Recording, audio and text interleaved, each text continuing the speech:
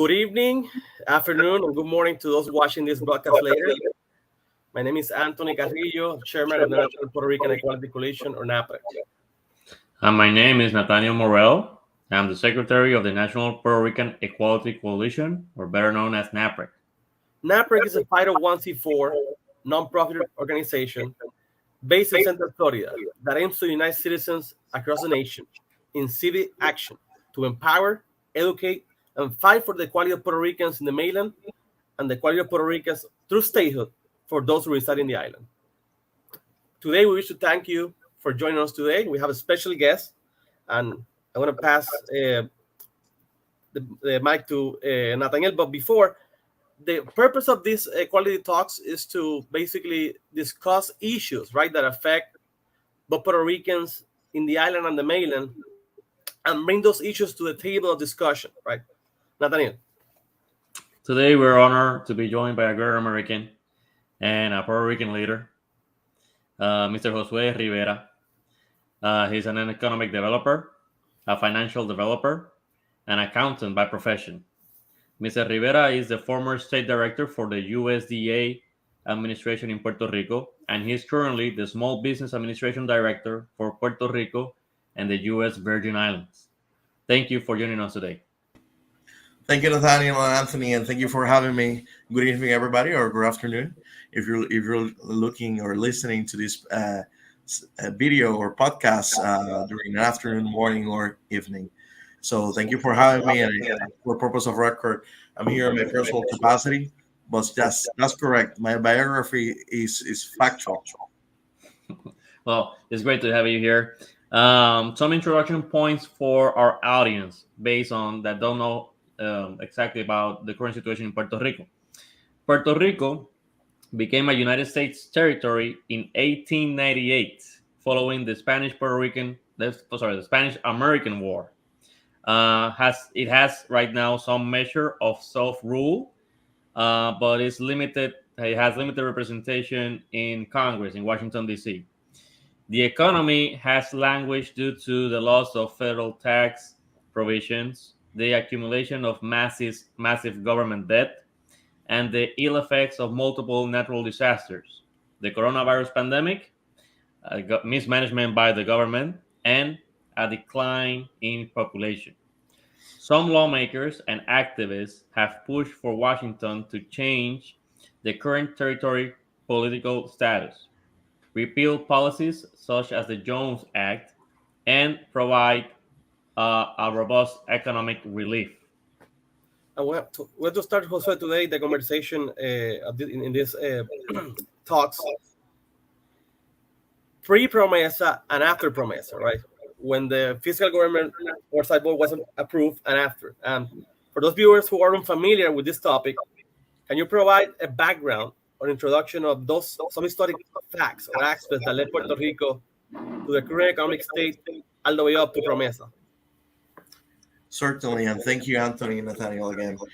But Puerto Rico economic history is a complex one, with a number of factors contributing to its current state. So let me start with a history lesson. Spanish colonial rule. Puerto Rico was ruled under Spain for 400 years, and during the time of the island economy was largely based on agriculture. The Spanish government did very little to invest in the island infrastructure and socioeconomic programs, and as a result, Puerto Rico remained a poor and underdeveloped colony. During the Spanish-American War in 1898, the United States took control over Puerto Rico. Following the Treaty of Paris, the U.S. government implemented a number of economic reforms, including the introduction of free trade between Puerto Rico and the mainland, or interstate commerce, as we call it. This reform helped to boost the island economy, specifically under Governor Tocqueville, who was part of the brain trust of FDR. But they also lead to a number of problems and dependency on these federal programs. Then in the 50s, the Puerto Rican government launched its economic development plan known as Operation Bootstrap, led by Teodoro Moscoso and Luis Bonilla. This plan was designed to attract foreign investment, create jobs in manufacturing, providing tax incentive, very generous tax incentive, somewhat can call it capital cronyism or corporate wealth. And this reform helped to boost the economy, but in the created another a number of problems as well, including growth in the informal economy, disrupting our culture, reducing or increasing the gap between the poor and the rich and the poor. The natural disasters in Puerto Rico has been significant, causing significant damage and billions of dollars to our economy in the more recent times during Hurricane Maria. This disaster had a devastating impact of the island economy, causing billions of dollars. So if you look at the history of Puerto Rico from the times of Spain to the United States entering as part of a territorial rule under the U.S. Constitution, the Operation Bootstraps, the different economic times that in the 70s, 80s, under different colonial governments, territorial governments, whatever you want to call it, Puerto Rico has been lacking the structural certainty that a state or as a republic or independent country will provide you to have certainty of your future because you control it, right? In let me take this into consideration. If you're an independent country, you control your financial policy, you control your trade, your immigration. If you're a state, you participate with other states making the rules of engagement and the rules of the economy, right? And the immigration laws and the financial policies and the economic policy or fiscal policies. But as a territory or as a colony, we cannot make these determinations. So we are ruled by others. And Puerto Rico pre-promesa or and post-promesa, which is a very important question. So you can look into the structural things that have been challenging Puerto Rico over time. So let me go quickly into this specific question. In 2016, Congress passed bipartisan legislation the Puerto Rico Oversight Management and Economic Stability Act. So these are created a federal oversight board that help Puerto Rico manage its debt and reform its economy. We have not seen that much of economic development plans or economic programs, but it certainly helped the economy by having fiscal plan and a fiscal house in order, by having a balanced budget, reducing our debt and our budget portions of the debt repayment we have to make. So before Promesa, we used to spend 25% of our budget in debt payments. Now, Promesa, or during Promesa, with the restructuring, we only have to budget it only 7% of our budget to repay our debts. So just to give you an example of the good things that Promesa brings to the table. But in my personal opinion, being ruled by others, an elected body is not necessarily the finest thing that you would like to have in a democracy like ours in the United States. But certainly Promesa have its benefits.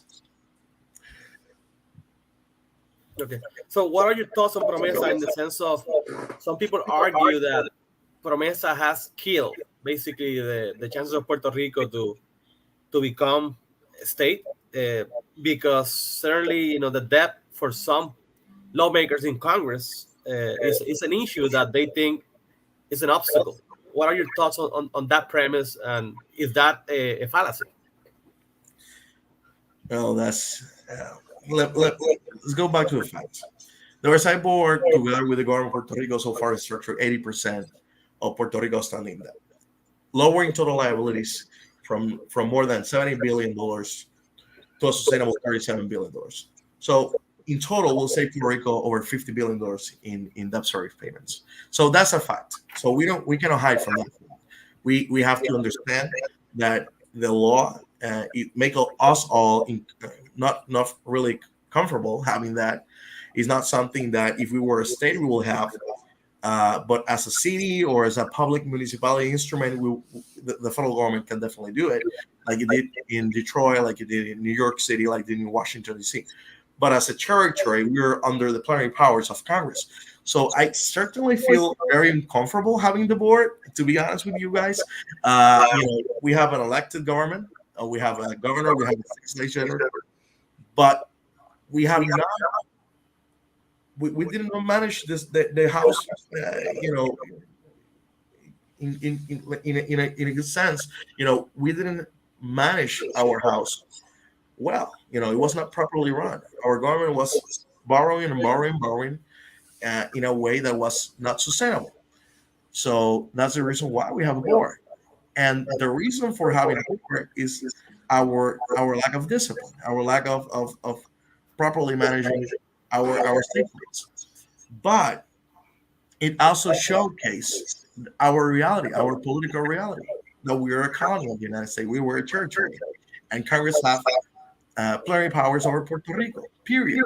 There's no Commonwealth Pact in '52. There's the realities remain the same as 1898. Is Puerto Rico still a U.S. territory? Nothing was solved in 1952, and we are under the Congress rule. Period. So I don't like to have an elected body ruling our government in Puerto Rico, managing our funds, our taxpayers' dollars. But that's our reality, and we have to deal with it. Exactly. Yeah, no, and thank you, Jose, for your perspective, which I also share.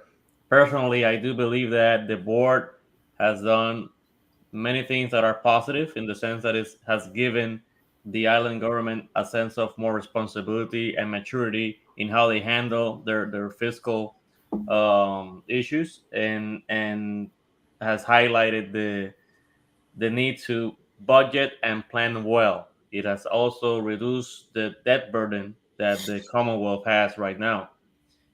Besides that, which are positive points to all of our viewers in the States, they have to remember that the 3 million American citizens in Puerto Rico, your fellow Americans, are currently, for at least fiscal matters, ruled by an oversight board appointed by Congress and the President of the United States, in which no Puerto Rican resident ever elected or have the power to elect Puerto Ricans in Puerto Rico living in, or any American resident at all living in Puerto Rico, is unable to vote for the President of the United States or members of Congress. So it means that Congress passed a law which appointed board members to have oversight over the budget of Puerto Rico, how they should assign the funds to each program, but nobody elected them. So it's a highlight to the current territorial, some will say, colonial relationship that we have with the federal government. And it have cost us over a little over $1 billion to the taxpayers of Puerto Rico.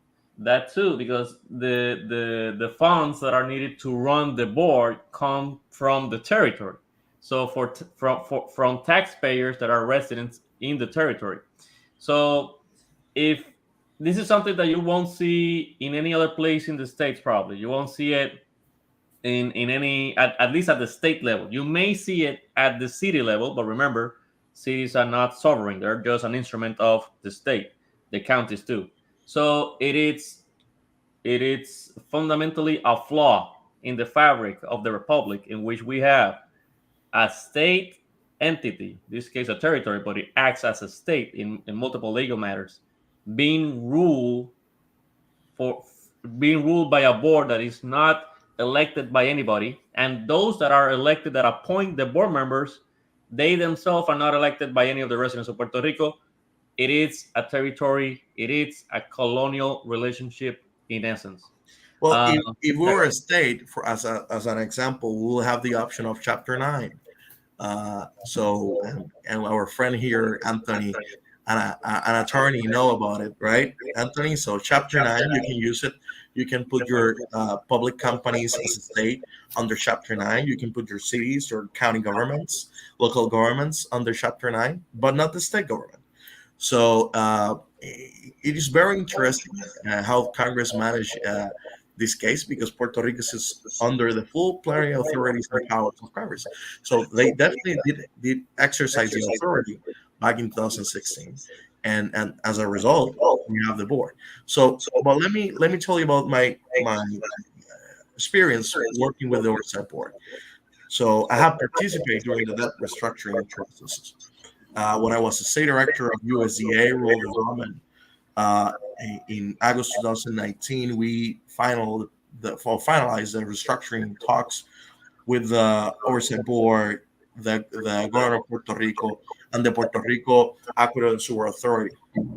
So these conversations were within the EPA, USDA, because we have $1 billion in at the time in loans provided to PRASA, and we was able to restructure it under the Section 207 of the PROMESA statute. So we didn't have to go to the court on the Title 3 of PROMESA Act. So we managed to negotiate in good terms and good faith with the government of Puerto Rico. Um, we're talking about full restructuring of that debt, no new fees or payments, hikes to customers base. So it was good result. Provided PRASA access with over $400 million in new federal funding. Loans about 380 million over the next 10 years were renegotiated as well. Terms were negotiated.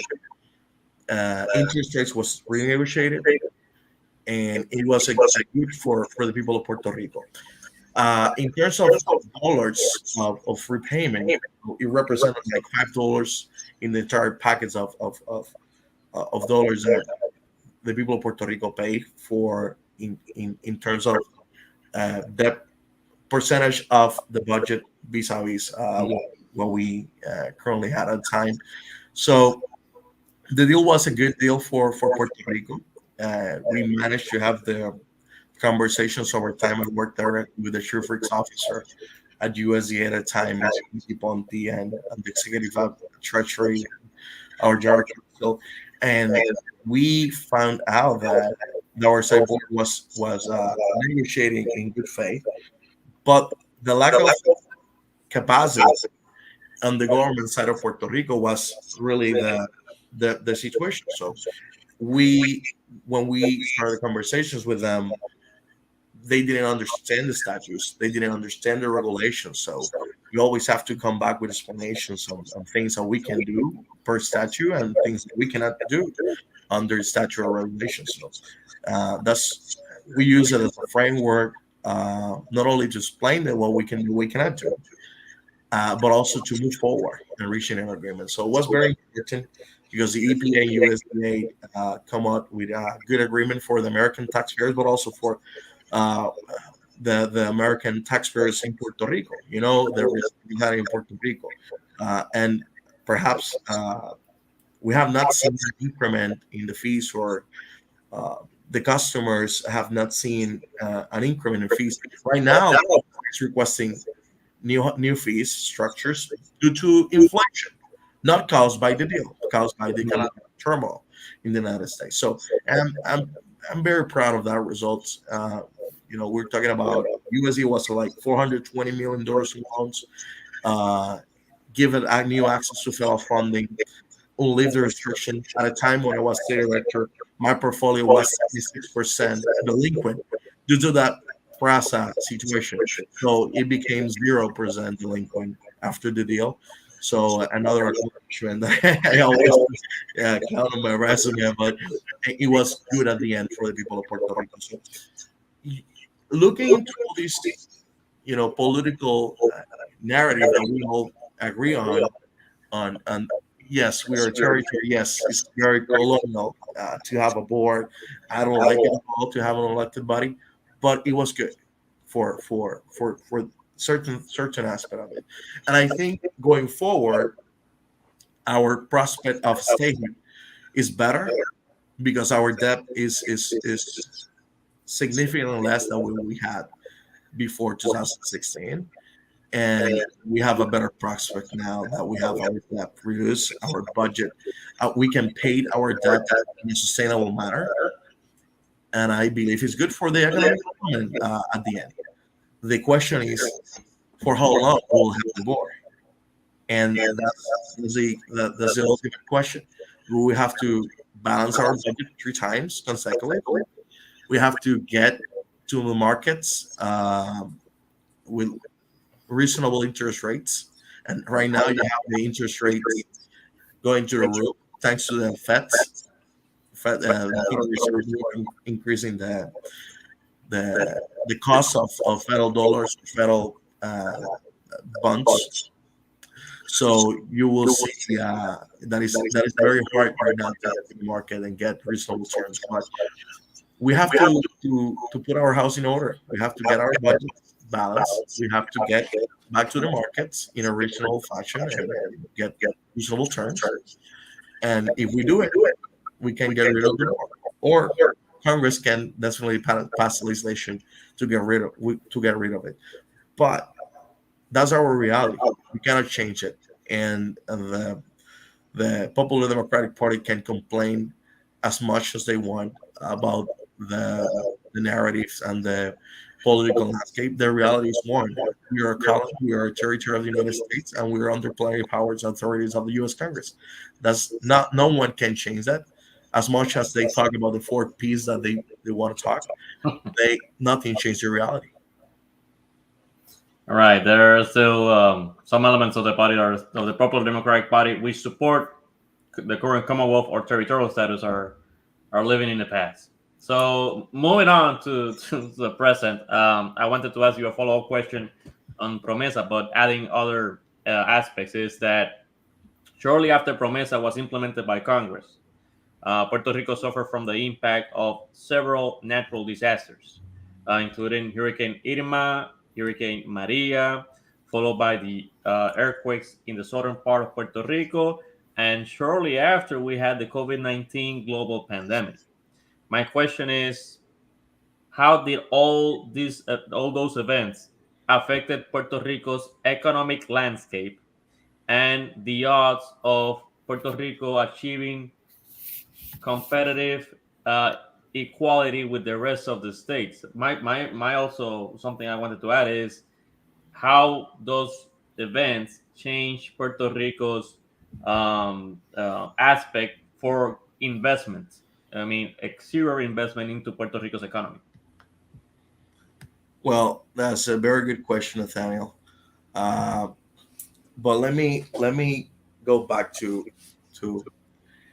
there's a narrative that Puerto Rico was not treated equally in the federal recovery, or the recovery. So I think there's different opinions. I am from the house of opinions that, or the opinion side, that I think Puerto Rico at the time was not didn't have the capacity to manage a disaster like Maria, and certainly was not ready to manage earthquakes, and no one was prepared for a global pandemic. So as we manage such a difficult landscape, including a political situation in 2019, in 2019, when the governor resigned. All these entire scenarios, natural disasters, political turmoil, the pandemic, which was more a health crisis than anything, and complicated the scenario for Puerto Rico recovery. So it was a disaster after disaster, uh, and the government was not prepared, was not capable at the time, and the process to get the house straight from the fiscal standpoint, also managing all these difficult scenarios that we and Anthony, you and I both were in Prafa in all these, in the middle of all these things.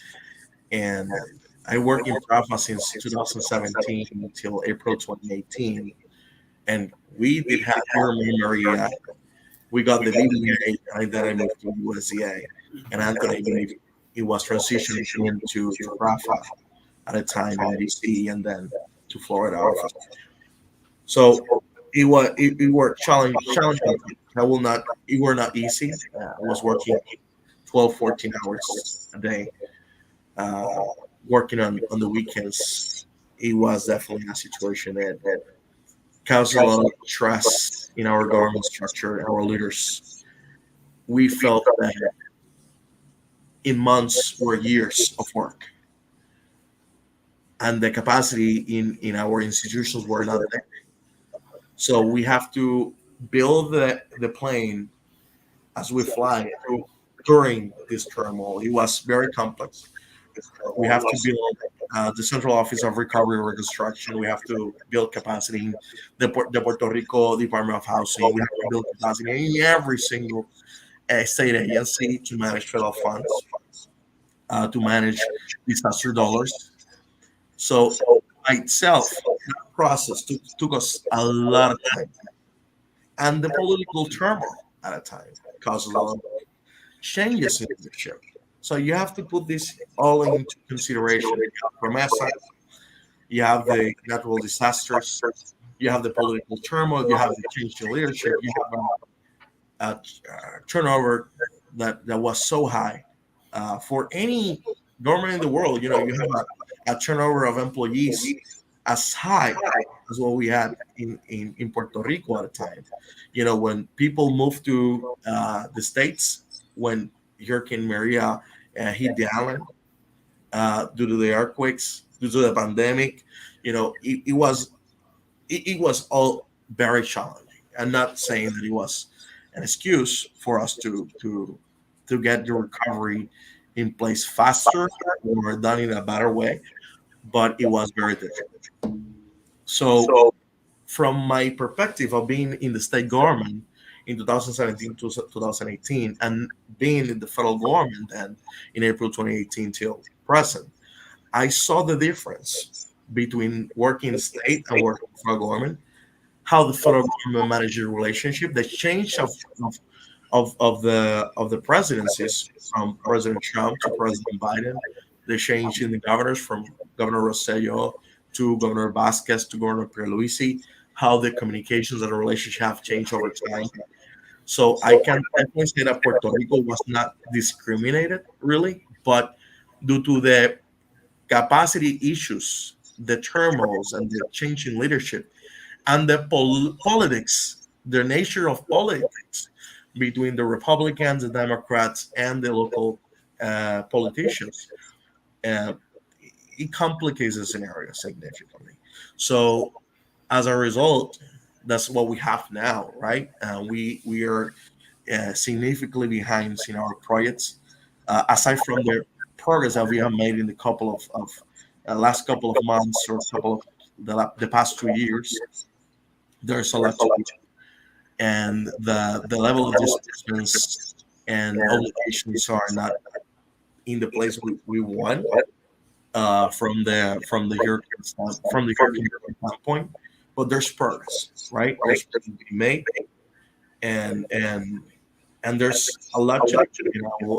I will be honest with you.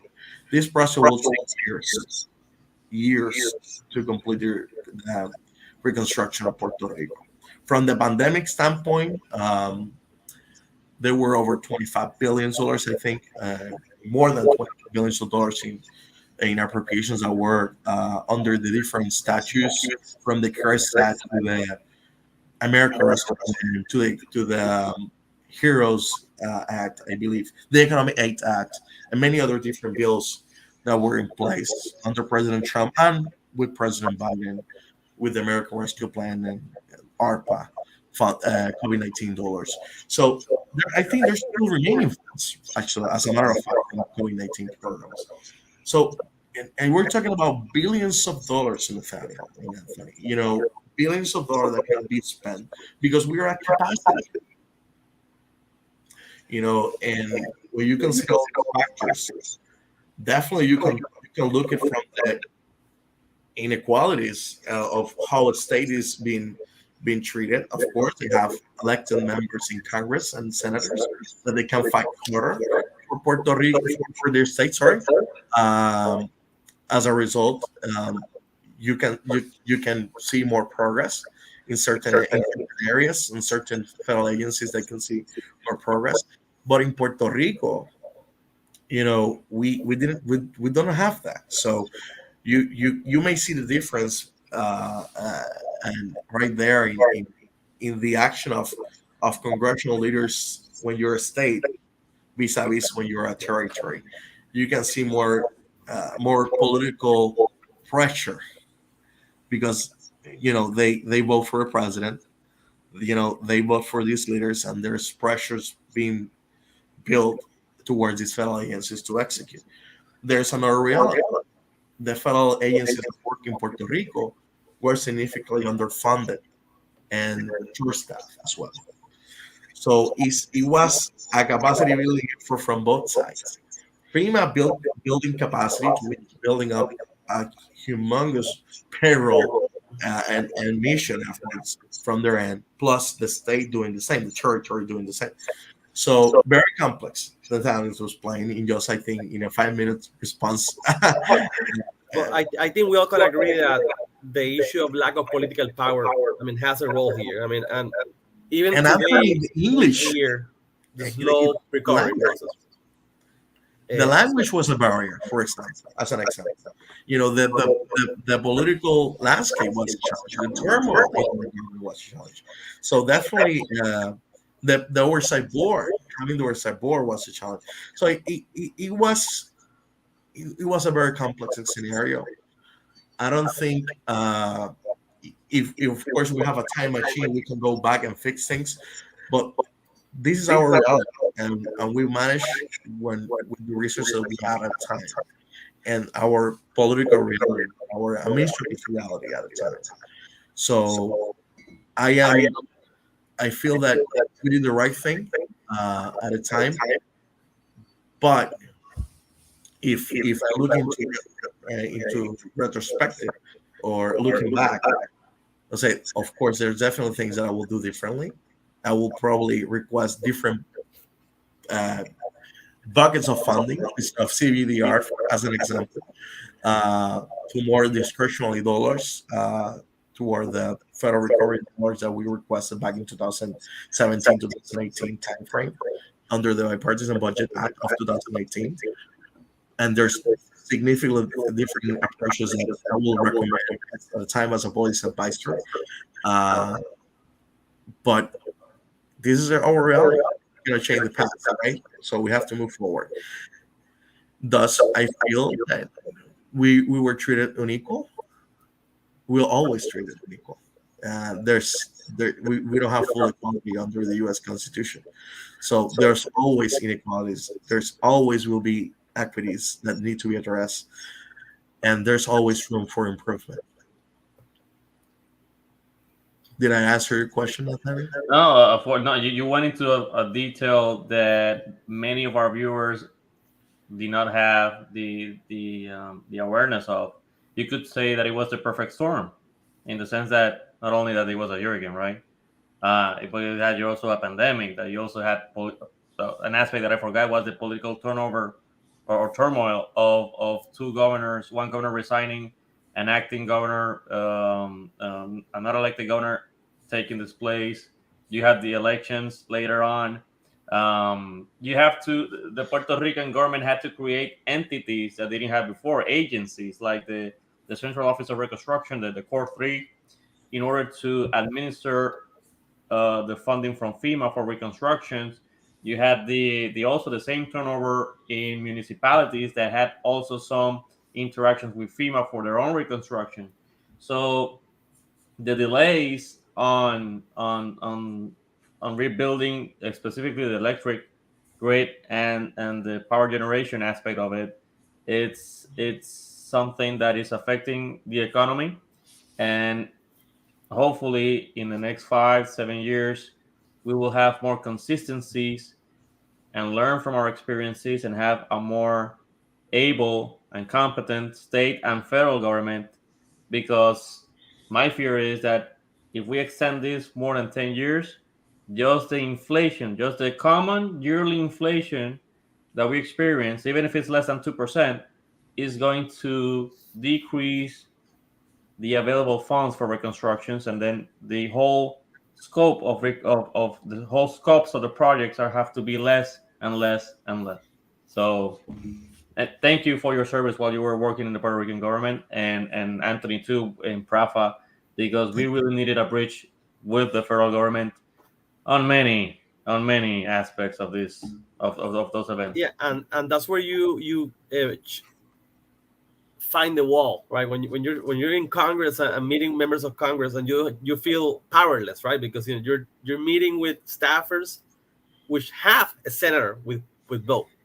They have power, and you're there basically trying to advocate for something that you believe, but you are in a position where you're trying to basically beg, help me, because we don't have the tools to do it. So it is tough. I think a lot has been accomplished, but definitely the lack of political power, in my view, is one of the biggest challenges that we face every day in trying to move the agenda of Puerto Rico in Congress. And I am never happy about others disaster in other states, but it helps having Texas and Florida going through the same scenarios in terms of disasters that we were into. And sadly, I have to say that, but Texas was impacted by Harvey, Florida was impacted by Irma, and we were impacted by Maria. So we found empathy in the congressional leaders or members from these two big states, which Texas is, and Florida are significant states in terms of congressional delegations. Florida have 27 members of Congress and 2 senators, and Texas have a big delegation as well in terms of Congress. And so we look into how we partner or how we work in get into these bills as well of regions at a time. So we found some empathy and friends looking for the dollars at a time. But yes, you're powerless when you don't have voting members in House or the Senate and that are able to bargain or negotiate or negotiate on your behalf. Then you are definitely looking for the empathy of others and seeing if they can send a hand and help. That'll happen to us. Thank God we got the help of Florida senators and Congress members at a time. Bill Nelson, Marco Rubio in Texas. We found help and assistance from members in Congress from both sides of the aisle. In New York delegation, we found out big allies on their bipartisan. I don't want to say the Democrats or Republicans, both sides actually came up to play and support us during the biggest appropriations assistance that we have received was bipartisan budget out of 2018.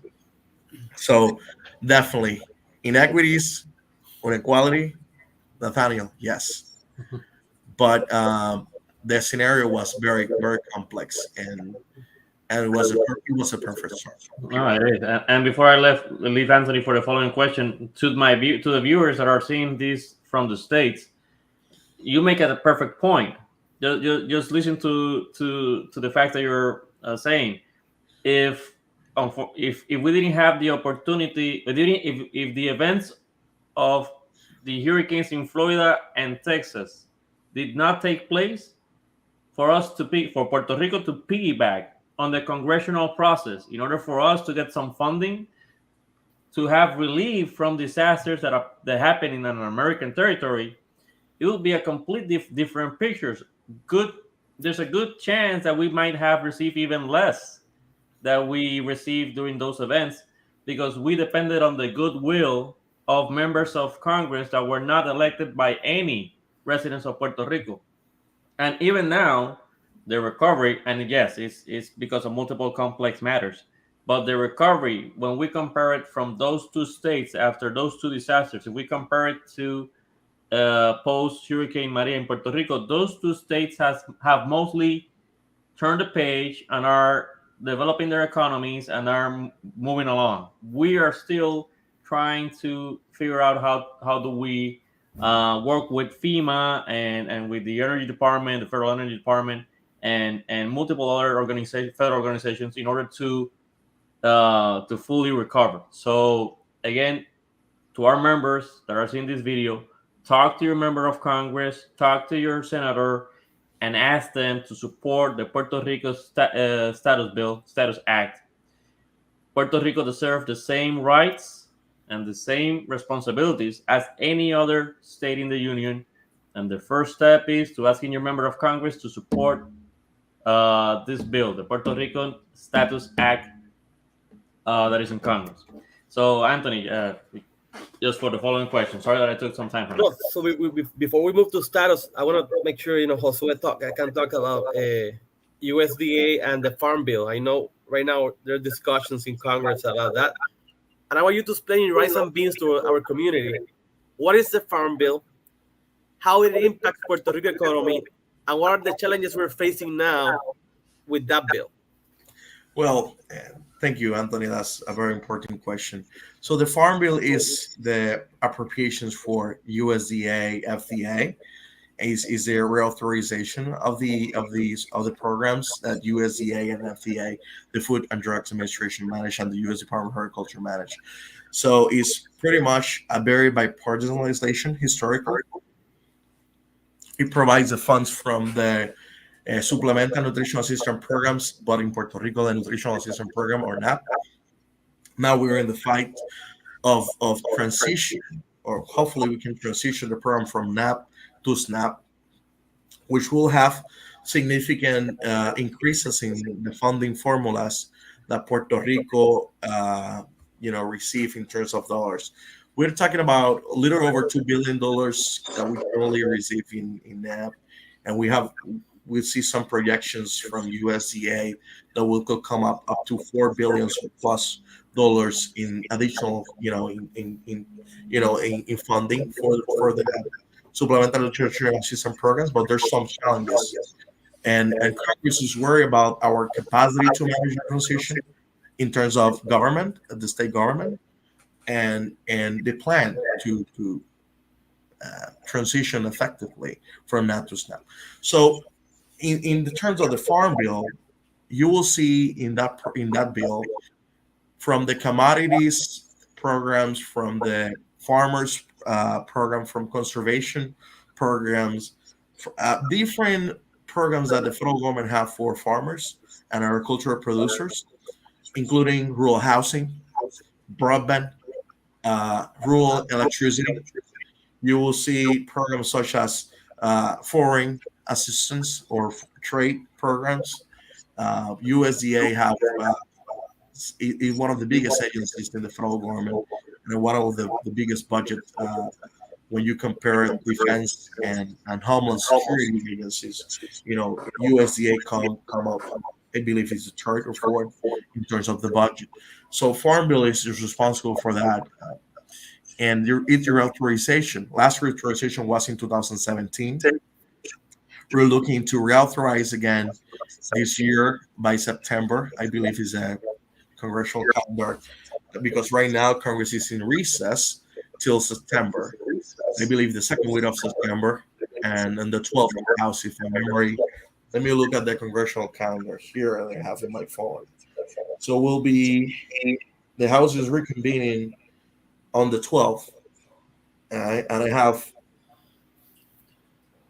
the congressional calendar here on my phone. I always look it because it's very helpful for looking to the different bills, policy legislation. I am a politician, so I'm always looking to the legislative process and tracking all those.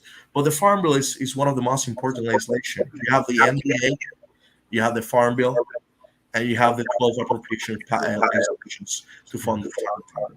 So the Farm Bill is very important for America's agriculture. It's very important for conservation, very important for energy broadband of our country, and to provide and safeguard our economy. Because if you look into our economy, American agriculture is definitely one of the backbones of the economy. For not only the security standpoint, because our food safety and our food sovereignty as a nation, one of the strengths of the United States is the energy independence, the capacity to provide itself with energy production, but also food sovereignty. So it's one of our strengths. We are a big trade partner of Europe, China, so many Latin American countries, Canada. And when you look into our culture from the economic standpoint, it's a significant portion of our economy. It creates thousands, hundreds of thousands of jobs. In some states, agriculture still remains as a primary, primarily economic sector, and our culture is not only national security. Our culture is not our clothes, our economy, jobs, job safety, and of course the safety net programs for our most vulnerable populations, which SNAP is one of the tools or programs that perhaps is included in the safety net programs of our nation. But for Puerto Rico, what it means in rice and beans is food security for our most vulnerable population, in support and financial assistance for farmers, conservation of our lands and soils, water conservation for our aquifers, and also electrification, broadband, and community programs that rural development, Farm Service Agency, National Resource Conservation Service, the Food Nutrition Systems programs on food nutrition services provides, and many others, so on, so on, but including and not limited to our territorial integrity. USDA also participate with TSA in protecting our borders from pests, from domestic terrorism through the food supply chain.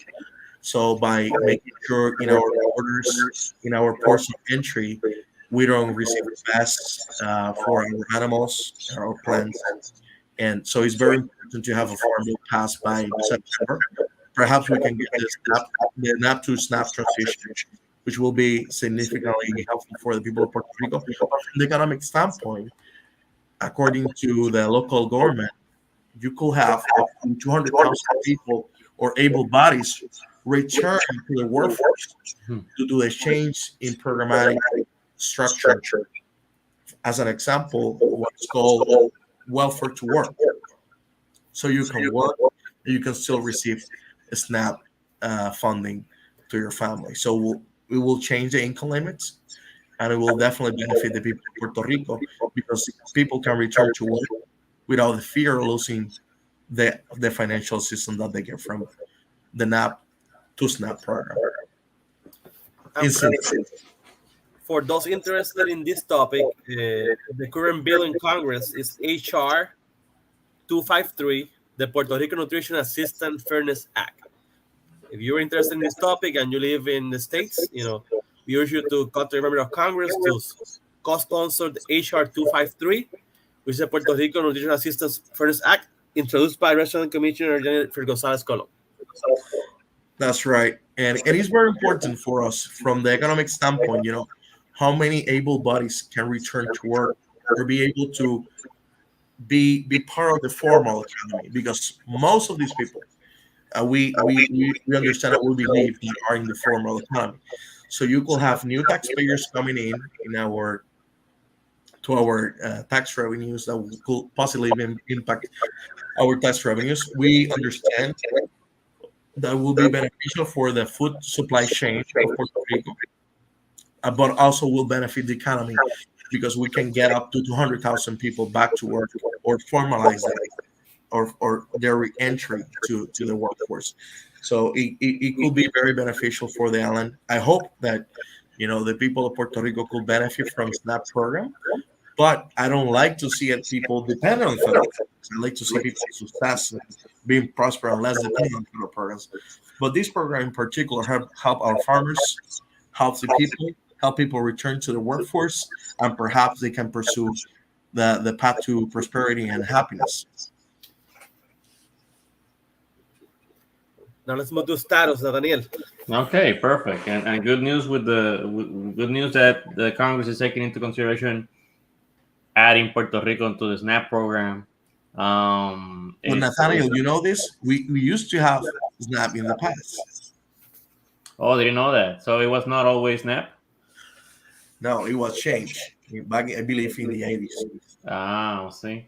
But the great benefit now that I'm hearing about it is that it will increase the workforce, or at least the participation in the workforce, because you wouldn't be penalized because you have an increase in your income. So with the current NAP program, if correct me if I'm wrong, is based on income. So if you are working and having more income, that the scale right, the pay scale level, then you may lose the benefit. With SNAP, you are encouraged to work, so you're also getting that benefit of welfare and also working until probably you're gonna taper out and you have a full income and you're able to provide for your family without needing any assistance.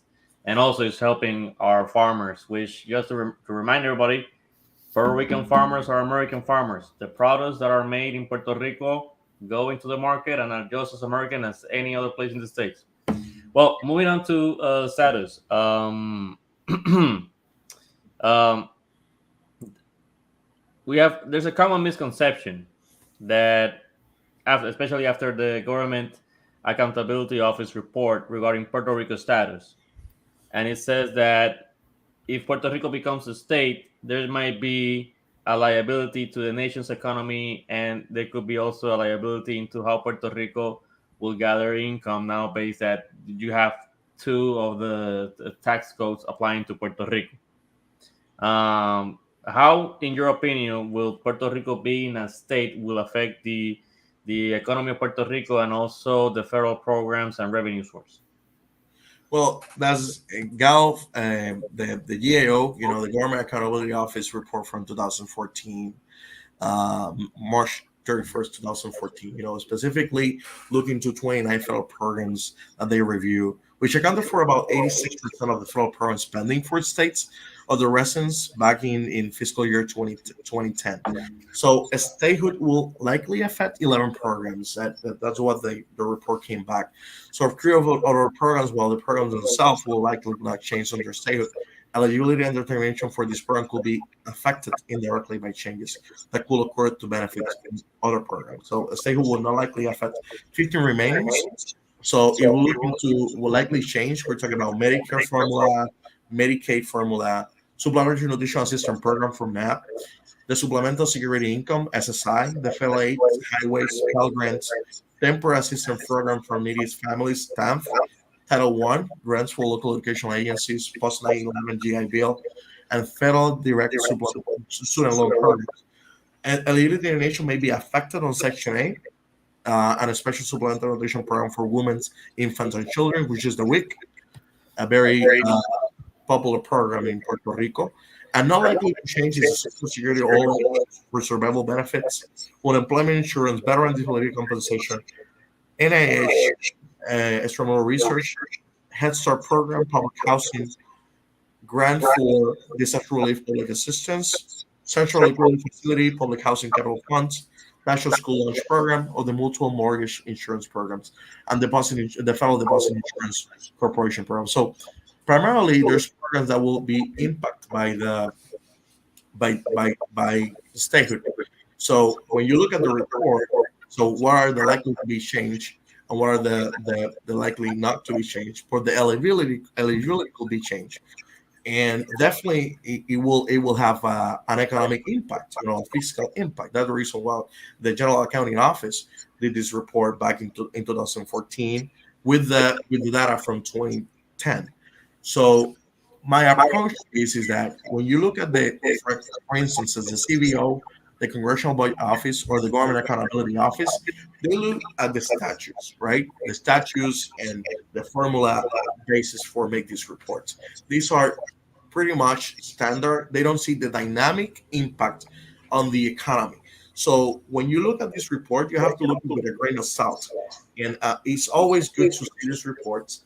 And some of the Popular Democratic Party or opposition to statehood use is that the GAO will report back for the United States because it will cost and increment the fiscal cost of Puerto Rico or the burden to the states in regard to the programs or the federal programs and the formulas that the federal programs use for determine the federal dollars that Puerto Rico will receive.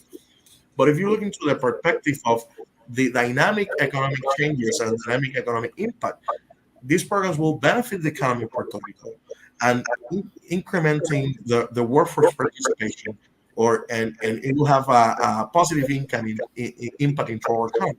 So you will not see the dynamic impact in this report. So you will have to look into perhaps a Wharton budget projection or budget model, or you have to look into other Wall Street Journal, perhaps budget projection model, or many others. Harvard University or other so on so forth models, economic models that can definitely look for the impact or the projection of the economic impact of Puerto Rico being accepted as a state of the union. So looking into this report, I see there's nothing wrong. A state who will have a cost in the median instances, but over time, the net benefit for the nation will be positive. And Puerto Rico can only be seen as an economic or fiscal impact. Puerto Rico are U.S. citizens with lack of full rights under the U.S. Constitution. So this is not only an economic or fiscal situation. This is a political rights and civil rights situation. So looking into perspective, Puerto Rico will benefit greatly from statehood. The United States will benefit over time for statehood when you consider the economic dynamic and the economic outputs and the economic direct and indirect impacts in the dynamics of the economy.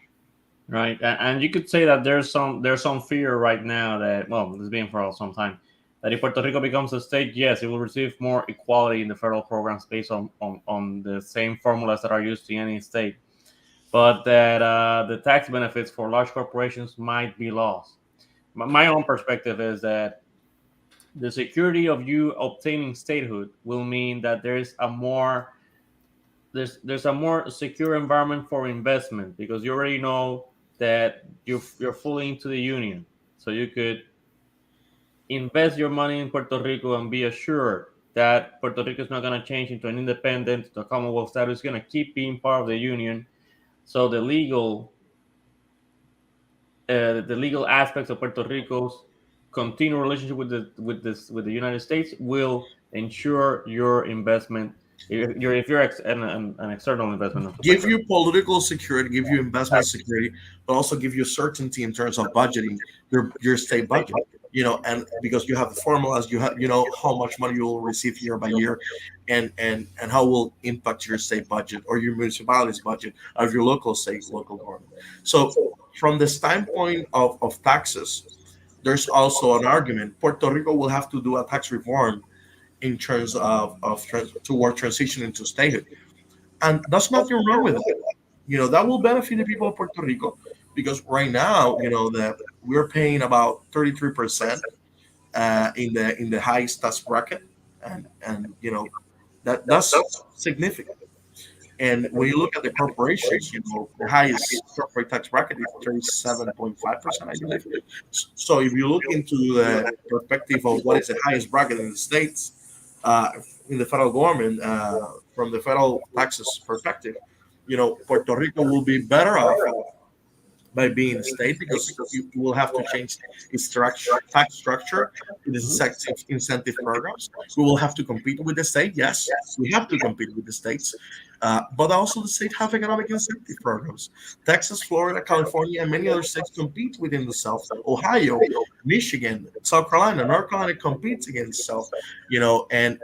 Within the states to get foreign direct investment, to get local companies to invest in their own states or move to another state, moving the headquarters. They're always competing against each other. So we have to compete as well. But looking into perspective, the Puerto Rico Department of Treasury published a report called the cost of tax incentives. I believe will be the proper translation in English, or el costo de los incentivos, under the different statutes that Puerto Rico has approved.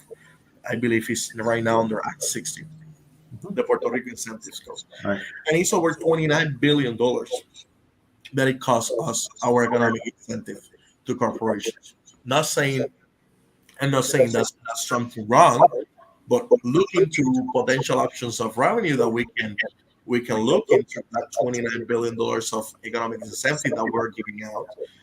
Thinking only that the economic incentives are the only one retainer of these companies that operates in Puerto Rico.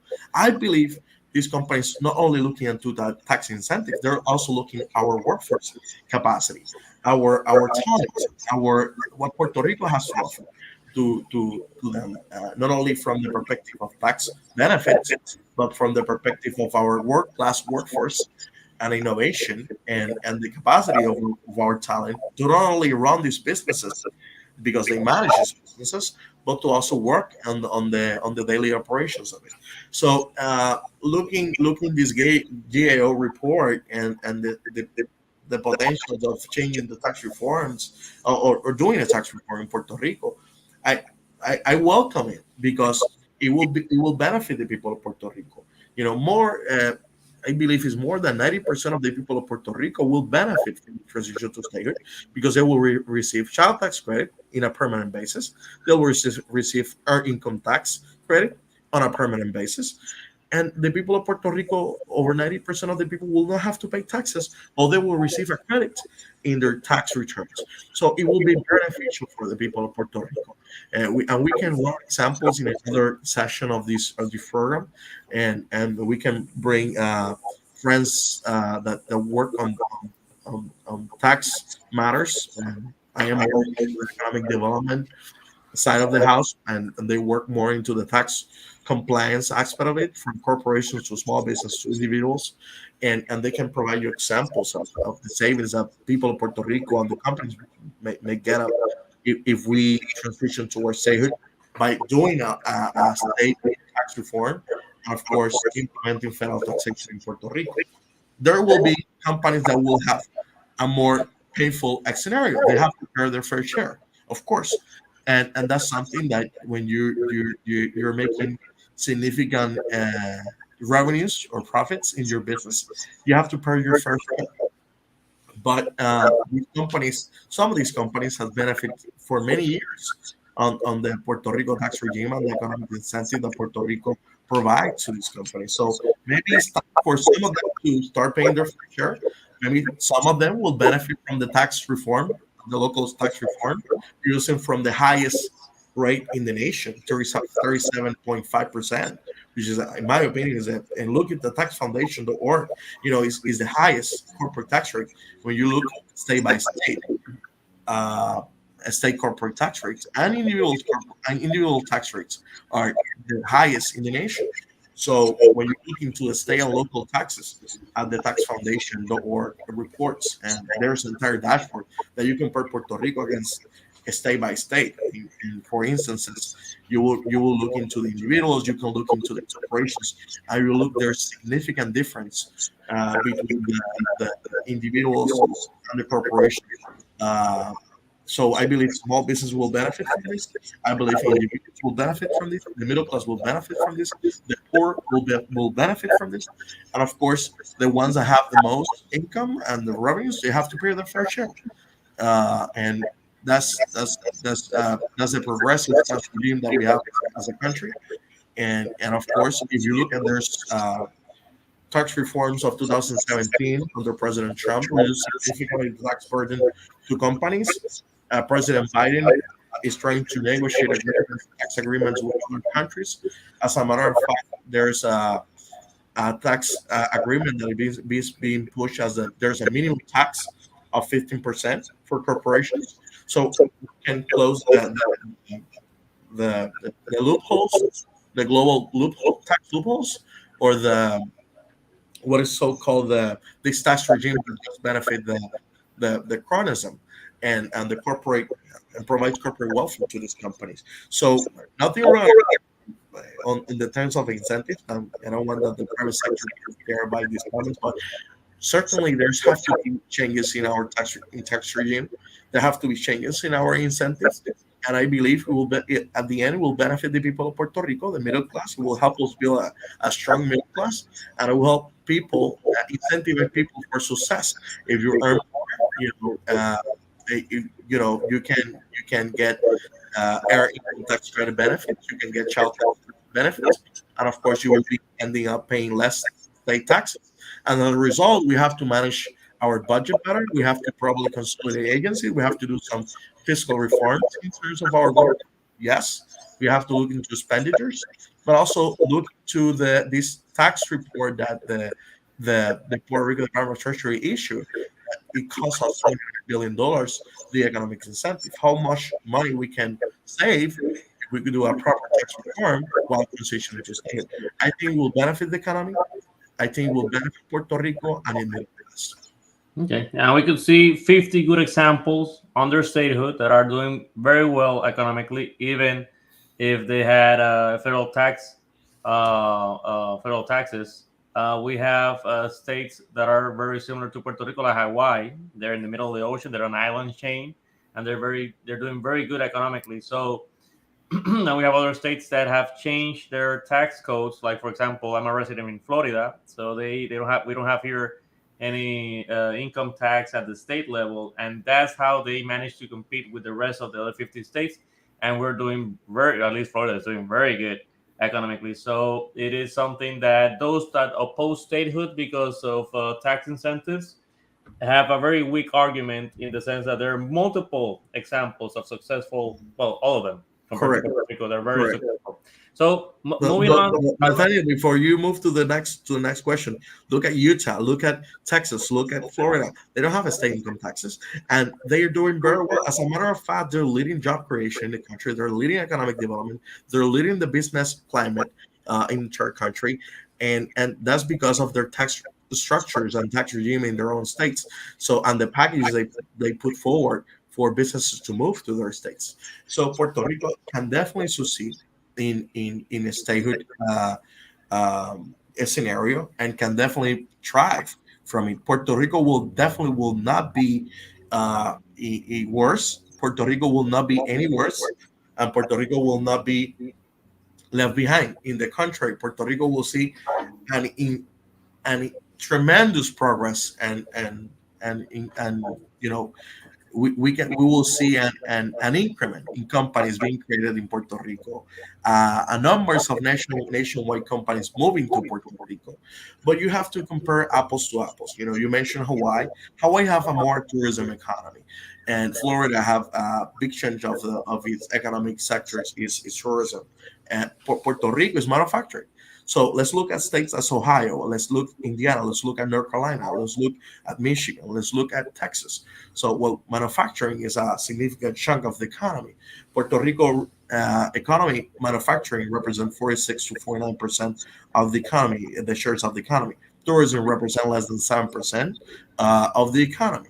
So there's the potential for Puerto Rico tourism to increase its shares of the economy, and the potential for Puerto Rico to compete one by one against states that are strong in manufacturing.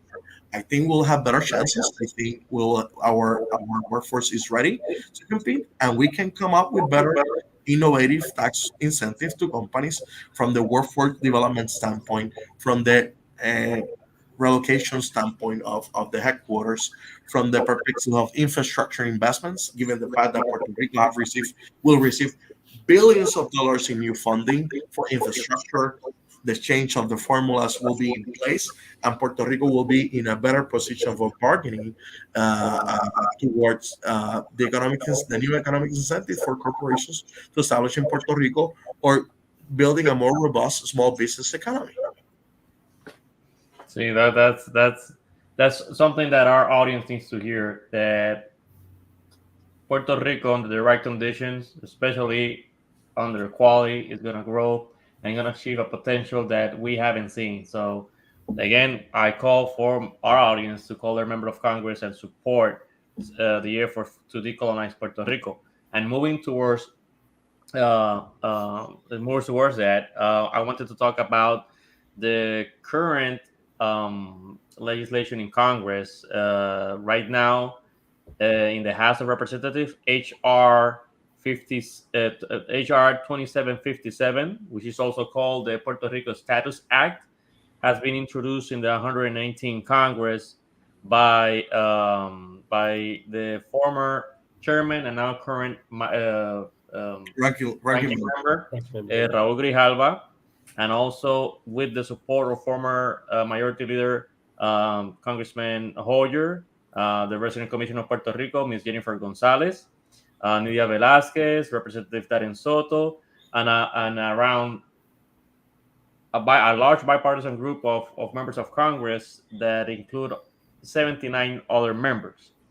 Um, the legislation proposed it came after an agreement in the past Congress following multiple months of negotiation, and is reflective of what happened in the last plebiscite held in Puerto Rico, which was in November of 2020, in which 53% of the eligible voters voted in favor of statehood, sending a clear message to Washington that the citizens of Puerto Rico, the American citizens of Puerto Rico, support the admission of Puerto Rico as the next state of the Union.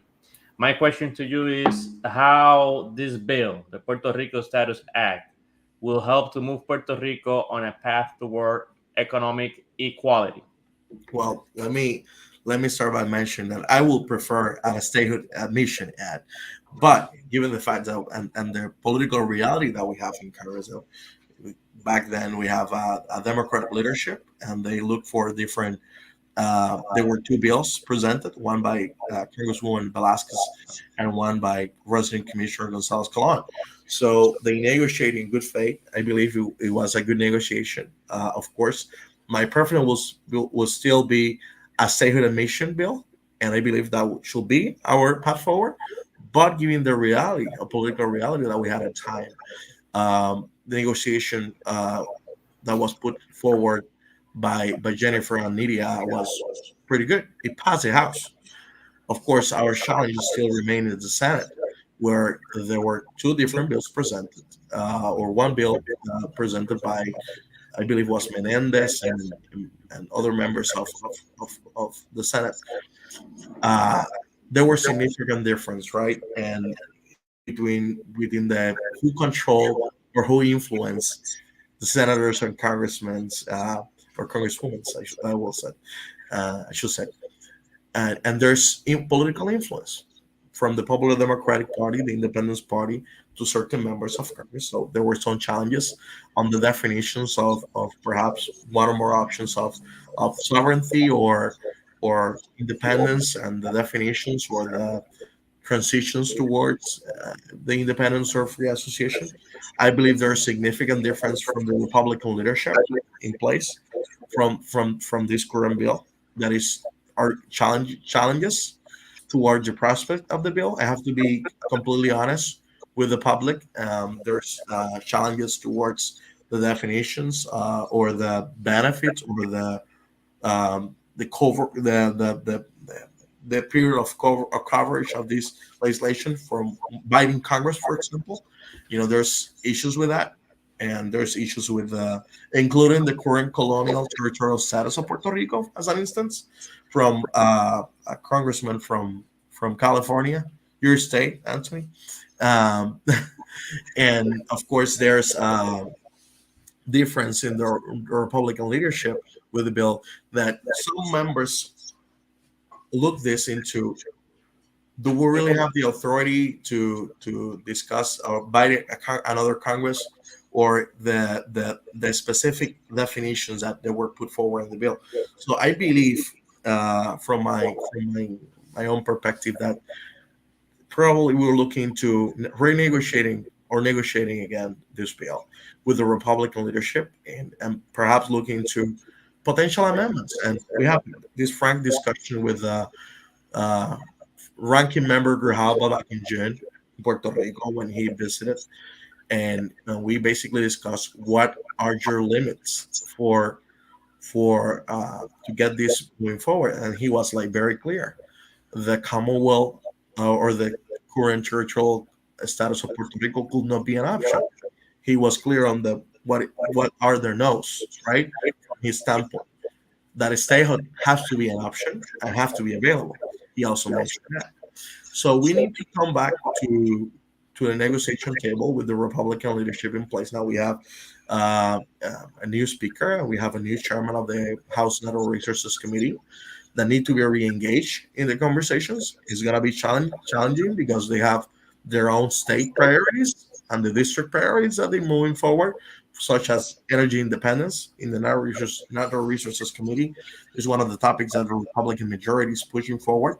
So, and as you know, the House Natural Resources Committee deals with the minerals, the lands, the energy policies of our country, and definitely is something that the Western Caucasus is looking to be at the top of it. So recognizing their priorities, we have to push in the middle of that our agenda, right? As Puerto Mhm. Ricans, Right. to push forward our issues and make sure they host a congressional hearing, that we got the same treatment in the Senate, that we had a Senate hearing on the Energy Committee on a bill presented, and we need a companion bill in the Senate side. We need to work on the Senate side, but at the end, Nathaniel, the statehood would prevail. And if this bill passed or didn't pass, Puerto Rico statehood has prevailed in the pleasant side. Puerto Rico statehood is the majority option for the people of Puerto Rico, and the economic outlook of that is very positive. But the reality is that we have to come back to the table and look for perhaps a new deal, because our reality have changed. We have a Republican Congress, a Republican House, and a very narrow majority from the Democratic Party in the Senate. Um, so it's a very complex scenario, but complexity has always been part of our political status. And I believe it's together, move forward as a statehood movement, we can get something done like we did in the past Congress.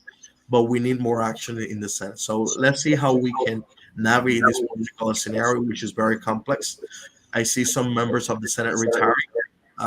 Maybe there could be a new Senate minority leader with the recent event that happened last week with Minority Leader Panel. Apparently, his health is being questioned.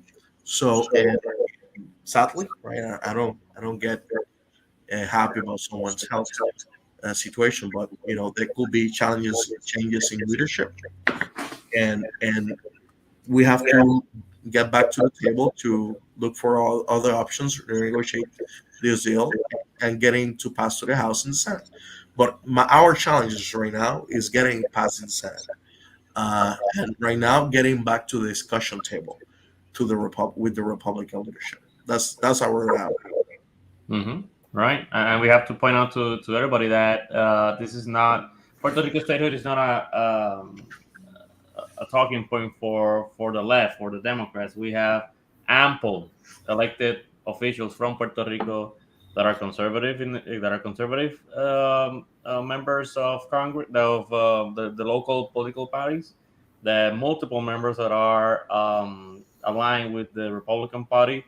It's really not a left and right question. It's really a question of civil liberties, of equality under the law, on the idea of this nation that everybody will be, no matter who it is, be the same rights and responsibilities. So again, an NAPREC is also just to keep clear is an organization that has members that have participated in both political parties, and is something that the status of Puerto Rico actually has forced us to come together in a single goal into achieving a more perfect union by Puerto Rico being added to a state. that's So just to leave that fact clear that just that a bipartisan push is the only way to push this in Congress, and we're working on it.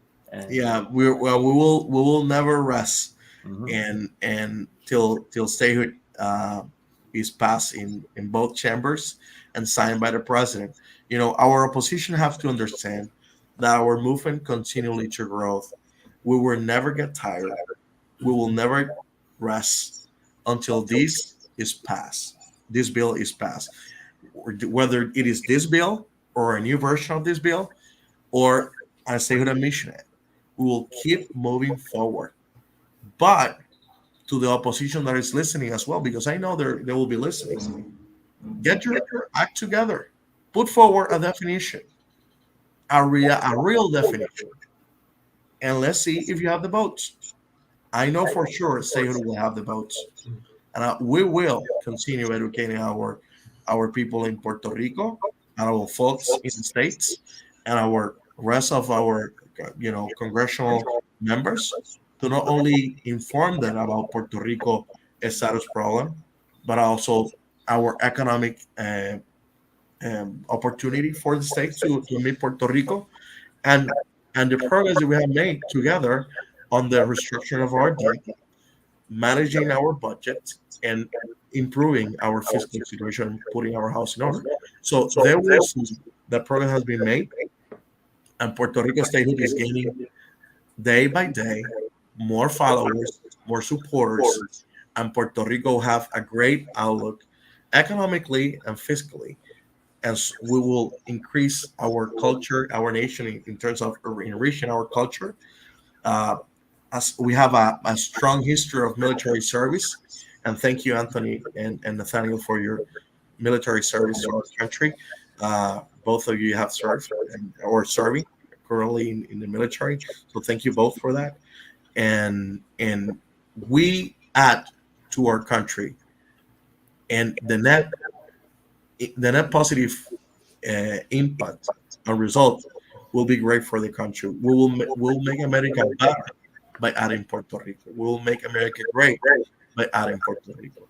So, and Puerto Rico status should not be a political issue, rather a civil rights issue of our times. So to our viewers that for the first time are hearing this issue of Puerto Rico, right? A general question: what can they do, and what can kind of advocacy organizations as NAPREC and other groups can do to make sure this issue moves forward, right, across the table, and get it to the finish line? Well, I have come up with the idea that we as a statehood movement have to come up with an economic plan for a statehood. We have to present our nation that we are economically viable, that we add to the table, that will not be a state that is dependent, but rather productive and that produce for our country. Not only that we serve militarily, that we enrich the culture of our nation with our music, our fine arts, and our cultural rich society, but also that we have an economic viable case for statehood. So I believe as a movement we have to come up with strong arguments into the economic viability of Puerto Rico, our military service and history uh, of patriotism, but also present that this is the civil rights issue of our time. We're in the middle of a cultural war, and we should not be in a cultural war. We should be discussing how in 2023 we have citizens without state, we have citizens without voice, vote for the president, for members of Congress that are unequal under the law, and the still that insular cases are still the law of the land, and that's something that need to be discussed. That's something that need to be raised in every occasion, in every political debate, and the people in the mainland and the folks in the mainland should talk to their Congress members, talk to the state representatives, state senators, local leaders, get involved, and volunteer for to our discuss, because this is a civil rights issue of our time, and we should not stop till this situation is changed favorably for towards statehood or to the ultimate resolution of the people of Puerto Rico in the vote, which I believe will be statehood. But whatever option the people of Puerto Rico, we have decided for statehood, but at the ultimate question, this the people of Puerto Rico decide. Hopefully, we will be statehood. I think it will be statehood. I will fight for it.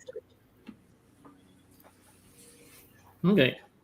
Moving on to the following question, I wanted to ask how can we as grassroots organizations gather bipartisan support, and how do we ensure a robust effort in gaining people from both sides of the by aisle? by being involved, in the issues, by expressing our opinions on different issues, not only on our priorities, but their priorities as well, being champions of their issues, and being involved is very important to be involved.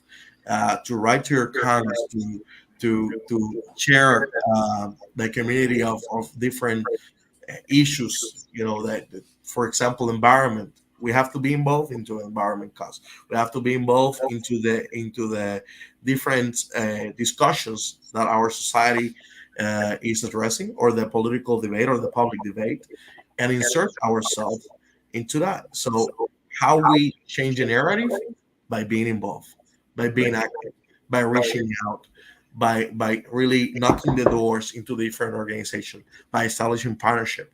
We have to look for partners, in the faith base, in the economic community. We have to look for partners in every single issue. We have to look how these issue benefit the different interest groups, the different associations, the different issues, and how we can fight together their issues and as they fight our own issues.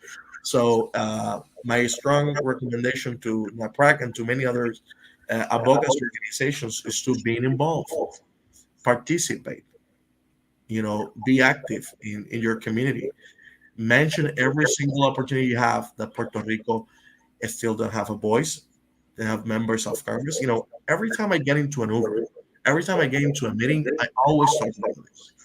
And I am like on a repeat, every single time I have the opportunity to speak publicly or privately. I mention the issue. And I invite people, write an op-ed, send a letter, call your congressperson, call your state local leader, raise the issue in your church, your community, in your neighborhood board, in the different organizations that you put in your corporate structure. How companies can support this cause as well and change, like they do with diversity and equity and inclusion. Why statehood is not part of that equation, in terms of the things that they fight for, and not getting into the cultural war, but we have to move the issue forward in corporate America, in the different sectors of the economy and society. So by being active, being involved, and creating new partnership, we have to fight this fight differently. We cannot fight this fight like in the 80s or 90s. Times have changed. We have to leverage technology. We have to leverage social media. And we have to continue increasing the discourse in the news, in the local newspapers, in the different public occasions that this is the civil rights issue of our times, and we will continue pushing forward. Stay with it. No, exactly, and sometimes people don't realize that our participation in some of those local organizations might be the only time that they get to see somebody that knows the issue, that is not just reading it from a newspaper in Puerto Rico, but actually talking to a Puerto Rican that was born in Puerto Rico that might tell them the injustices and the inequality that they're living just because of their political condition as a territory. So even if it is just a small talk with somebody in Uber or a co-worker or somebody that just wants to know a little bit of Puerto Rico, anybody that is in favor of achieving statehood or at least decolonization of Puerto Rico should be active in talking to their neighbor, to their fellow coworker, to somebody in church, to somebody in the uh, commerce association that they have in their local town. But everybody needs to do their small part into this big goal that is achieving equality to 3 million American citizens that are currently residing in Puerto Rico. And So, Natalia, I will add to that we have this comment will make controversy because there's always a response to us. Puerto Rico have the right to self-determine its future. You know, and Puerto Rico have the right to self-determine. The reality is that we don't have that right because that right is under the plenary power of Congress. mhm. So they are the ones that decide for us. So we don't really have self-determination unless they delegate that authority to us through a bill, right? Passing legislation. So in order for us to self-determine, they have to delegate that authority to the people of Puerto Rico, and they have to be willing to accept our decision in order for us to self-determine our own political future. So every time I get a response, Puerto Rico has the right to self-determine its political future, I say, no, we don't. We don't have that because the power of the decision remains in Congress. In Congress, they have the ultimate say. And if they delegate that authority, yes, we will have the right to self-determine our future. Right now, we don't, and we have to change the narrative because we don't have the authority to self-determine our future. And to those politicians or whoever brings the argument that the current Commonwealth should be added as an option because it has some support, I want to point out that on a previous plebiscite in 2012, the question was placed before the electorate. That was if you wish to continue the current territorial status, if you want to continue with the Commonwealth. The majority of the citizens voted no. They don't want to live in the current territorial status. They don't want to continue to be in a Commonwealth. So if we're going back to Jeffersonian and Madison's point of view of the consent of the governed, so the current territorial status or the Commonwealth lost the consent of its citizens to be living under it in 2012 when they voted no to remaining a colony or a territory. Furthermore, in 2020, they voted in favor of statehood. So that's the majority decision. At least that's the one that has the most momentum right now, is toward joining the rest of the union as equals. Same representation, same rights, same responsibilities. So again, I want to point out that this is not an issue that is just an issue of a single party. This is something that anybody in the political spectrum, either left or right, should support. We shouldn't have this large number of Americans living in a single geographical area that doesn't have the same rights as anybody else in the union, just because it's staying in the fabric of the republic. It's something that we need to solve, and in order to have a more perfect union, we hope that the Congress will take upon HR 2757 and follow up senatorial companion bill and give the people of Puerto Rico really the right for self-determination. And I have a question for you both that it was not part of the deal here, but I have to ask this. Do you think Puerto Rico will have truly consent to be governed? Right. Well, right now, the Fiscal Control Board is the more obvious example that we don't have the consent of the government right now. I mean, we have a board appointed by elected officials that we didn't elect. Well, at least the people of Puerto Rico didn't get the chance to elect. That is governing Puerto Rico, at least in fiscal matters.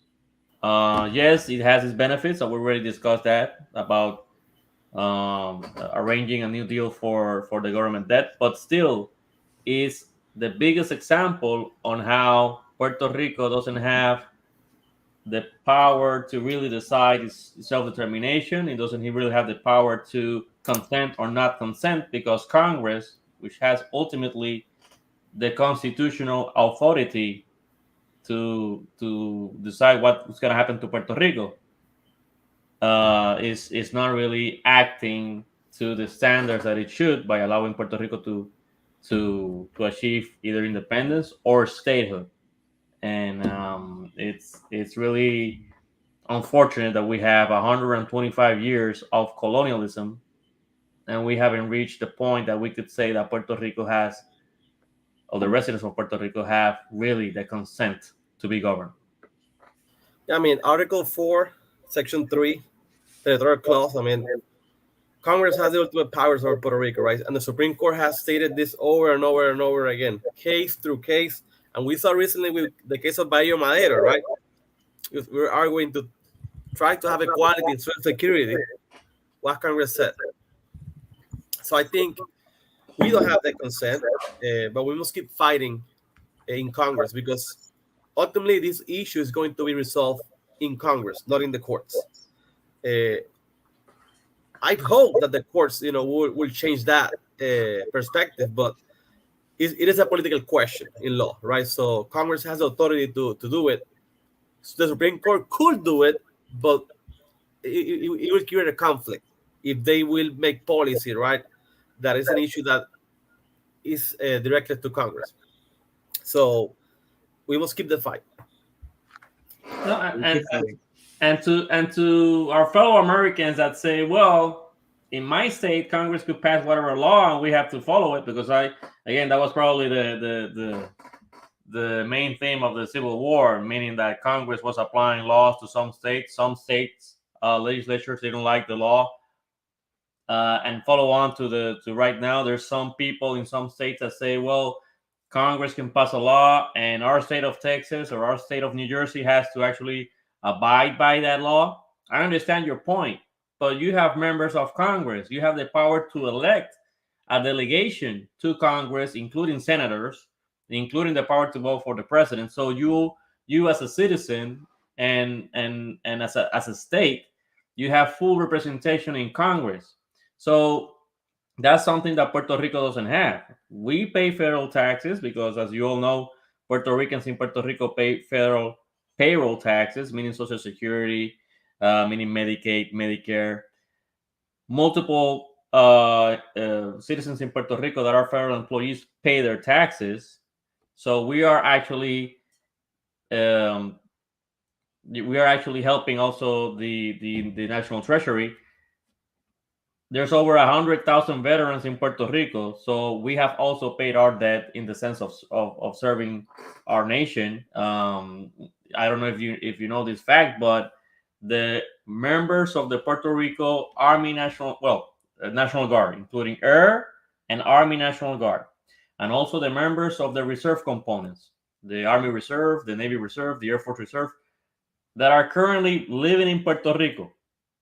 If they get deployed overseas to fight in any battlefield, they are current service members. They're currently active duty at that moment when they're deployed, but they don't have the ability to vote for any member of Congress or for the commander in chief, because their home address, their zip code, is in Puerto Rico. So we have American soldiers on active duty being deployed overseas that don't have the same rights and responsibilities that their fellow members that are living in any other state. Actually, if you're a service member serving in Italy, for example, with the 173rd Airborne Brigade, you could vote for the president, you could vote for members of Congress, because your residency is not really Italy, it's one of the 50 states.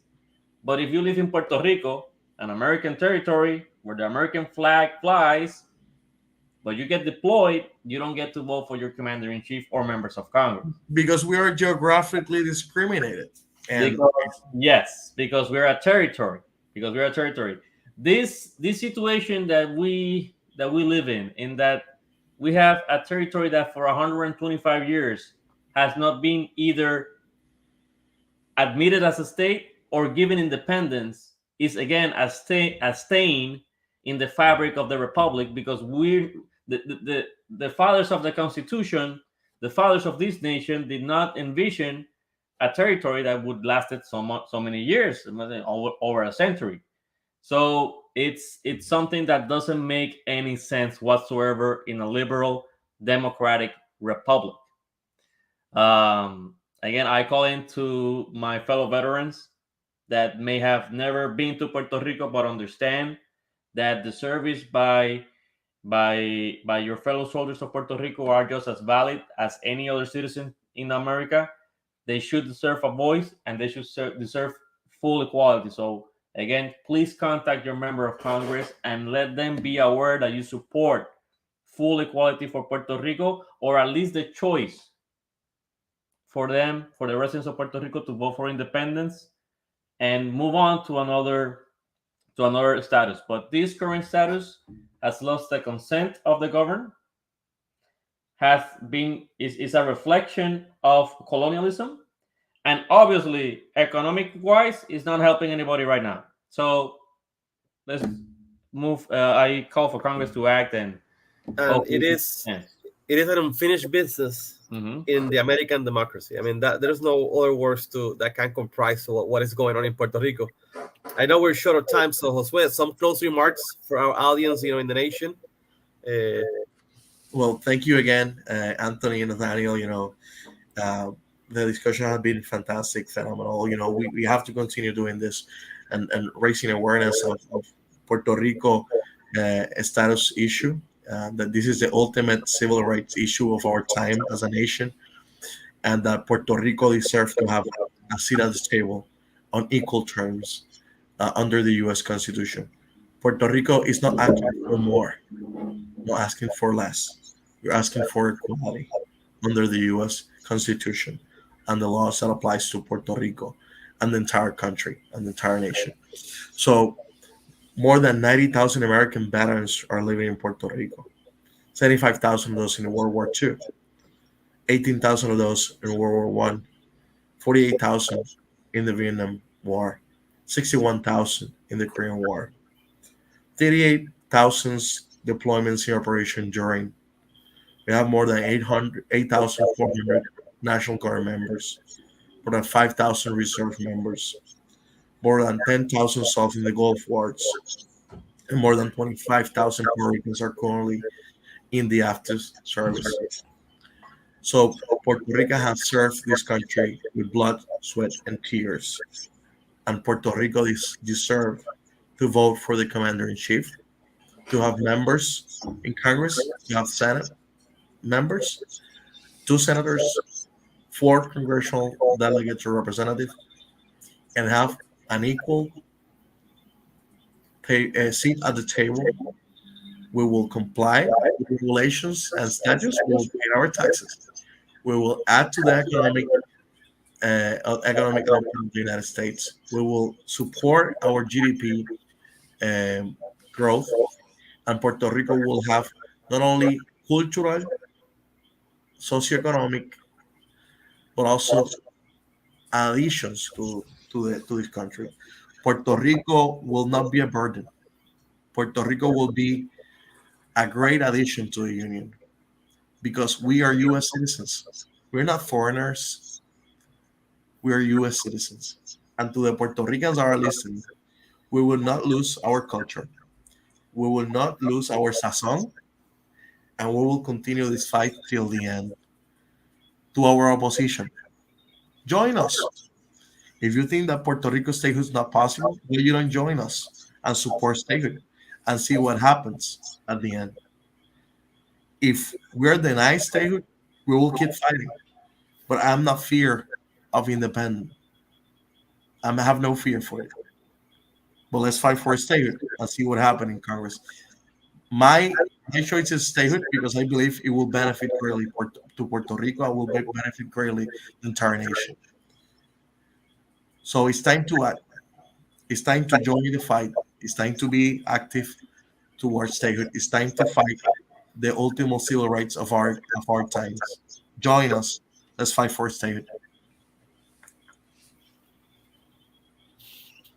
And thank you, Josue, for joining us and talking up tonight about the different aspects of Puerto Rican economy and the full equality of U.S. citizens if they choose to vote for, if they choose to be admitted as a state.